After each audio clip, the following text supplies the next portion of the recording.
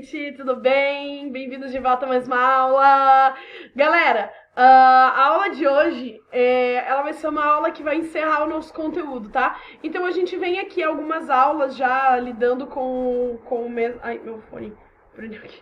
A gente vem lidando com o mesmo conteúdo já há algumas aulas, né? Como tem sido de praxe, né? Desde o começo das nossas aulas assim, a gente vem desmembrando todo o conteúdo como a gente faria naturalmente em aula, tá? Vem desmembrando ele, vendo partezinha por partezinha, tá bem? E hoje a gente vai chegar, calma aí, no fim desse nosso conteúdo, que é o Present Progressive ou Present Continuous. Ok? Prontos? Vamos lá, então. Seguinte, na aula passada a gente entrou na estrutura, né?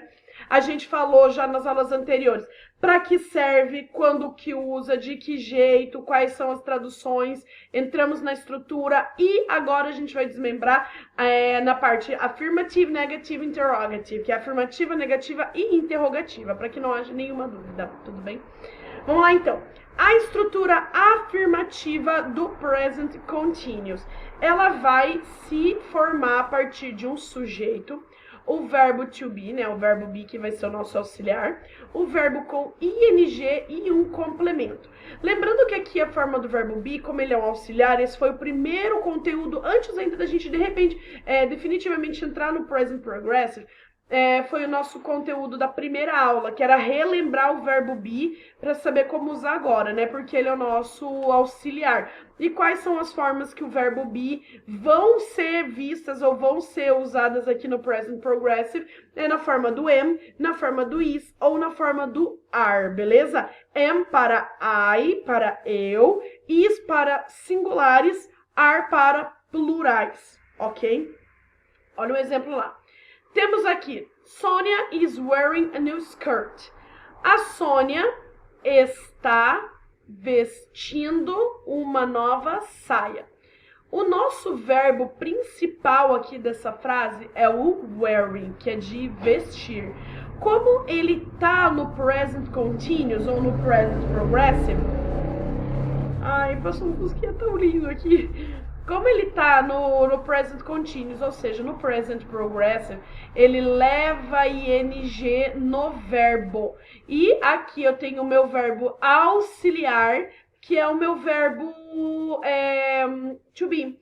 Então eu tenho o meu sujeito, que no caso é a Sônia, o meu verbo be, que é o is, porque Sônia é singular, o meu verbo com ing, porque está acontecendo, e como a gente viu lá na frente, o ing significa ando, endo, indo.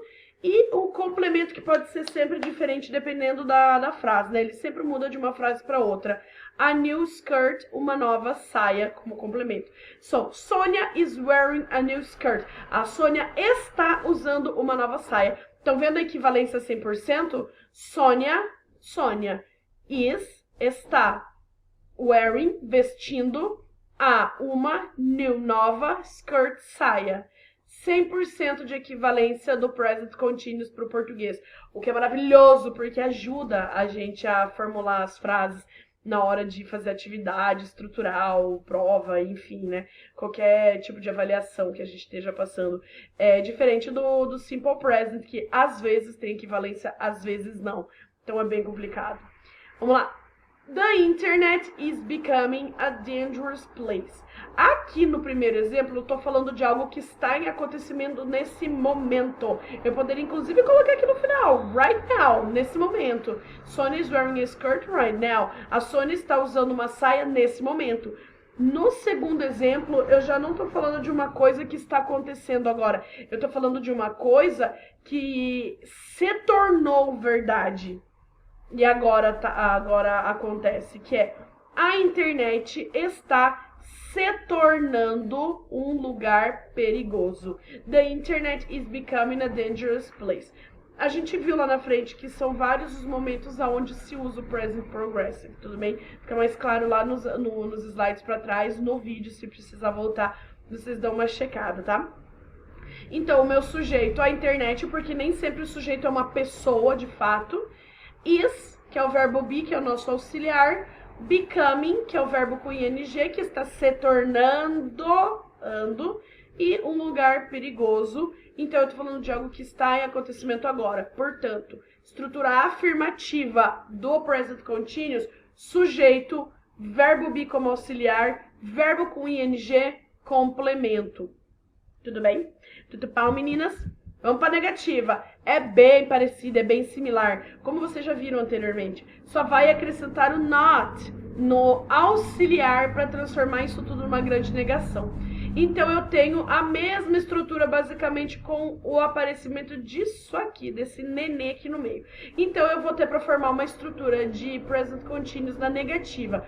Um sujeito, um verbo... Cadê meu mouse aqui? Um sujeito, o verbo be, o not, unido ao verbo be, o verbo com ing e o complemento. Gente, o auxiliar na forma negativa, ele vai acontecer de que jeito? O meu am, eu posso usar como am not or I'm not, né? O is, eu posso usar na forma de is not, ou eu vou usar na forma de isn't, que é contraído. O are, que é plural, eu vou usar ele na forma de are not, ou de aren't, que é a contração. Quando que eu uso a forma contraída, quando eu uso a forma longa? Tanto faz. Não tem problema. O importante é que você acerte o uso do sujeito com o verbo be, tá bom? Exemplos. Beth and Tina are not or aren't studying math. Então, a Beth e a Tina, sujeito plural, are not ou aren't, studying, estudando o verbo com ing, math, matemática. Beth e Tina não estão estudando matemática. Aí aqui ficou um pouquinho só pro ladinho aqui a diagramação, tá? E esse complemento aqui atrás, ele deveria estar em cima do matemática, tá bom? Aqui poderia ser estudando qualquer coisa. Inglês, costura, mecânica, seja lá o que for, tá bem? O próximo exemplo. The internet is not or isn't becoming a dangerous place. A internet não está se tornando um lugar perigoso. Mas aqui eu tenho... Nossa, como uma deusa. Aqui eu tenho o uso da internet como um sujeito, porque nem sempre o sujeito é uma pessoa, de fato pode ser uma coisa. Eu tenho o uso do auxiliar na negativa, que é o is not ou isn't. Depois eu tenho o verbo com ing, que é o become, vira becoming. E a dangerous place é o nosso complemento, que vai virar um lugar perigoso. Antes eu tinha a internet está, the internet is becoming a dangerous place. Agora eu tenho a internet não está, the internet isn't becoming a dangerous place. Antes ela estava se tornando um lugar perigoso, agora não está se tornando um lugar perigoso. Estrutura de interrogativa, como tudo que a gente viu até agora, desde lá do sexto ano até hoje no inglês, a regra da interrogativa é sempre a mesma. Qual é essa? Sempre para eu fazer uma interrogativa em inglês, eu vou pôr o meu auxiliar na frente do sujeito. Ou seja, antes eu tinha, vejam comigo ali ó, na estrutura, sujeito e verbo to be, que é o auxiliar, né? Sujeito auxiliar, negativa. Sujeito auxiliar na negativa.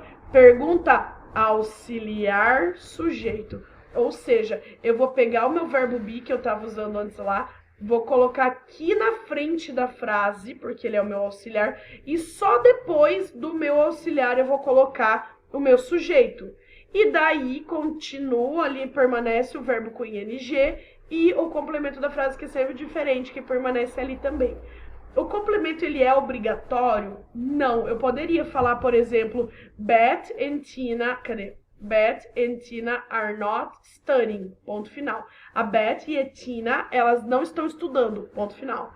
Agora eu esqueci, mas ali eu escolhi colocar o complemento e falar que a Beth e a Tina, elas não estão estudando agora, tudo bem?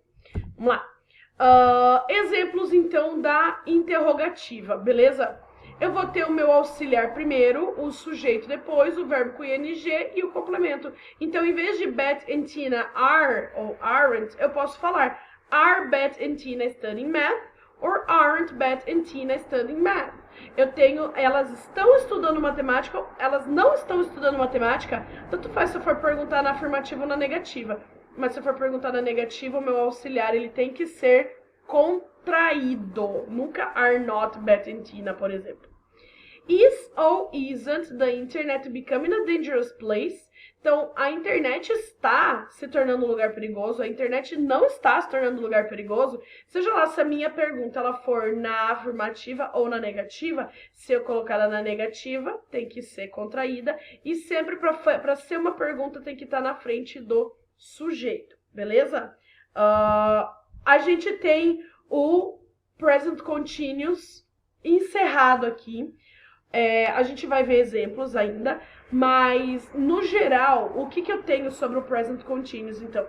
É um tempo verbal usado para falar sobre o que está acontecendo agora, nesse exato momento da fala, ou nesse momento da vida. Ele tem alguns advérbios que podem ajudar ele a mostrar exatamente o momento que está acontecendo, ou qual é a frequência com a qual se acontece. O auxiliar dele é o verbo be. O verbo principal leva ing. A afirmativa é composta de um sujeito, auxiliar, verbo com ing e complemento. A negativa, sujeito, auxiliar mais o not, verbo com ing e complemento. Interrogativa, sempre invertendo o sujeito e o auxiliar. Auxiliar, sujeito, verbo com ing e complemento. E assim forma o nosso present continuous, ok? Espero que vocês tenham entendido o conteúdo, espero que não tenha ficado nenhuma dúvida, mas caso fique, vocês podem sempre voltar aos vídeos anteriores ou participar do chat que vai estar acontecendo hoje à tarde, toda sexta-feira, como vocês bem sabem. Tudo bem? Gente, um beijo, se tiver dúvida, é nóis hoje à tarde e tchau, até a próxima aula.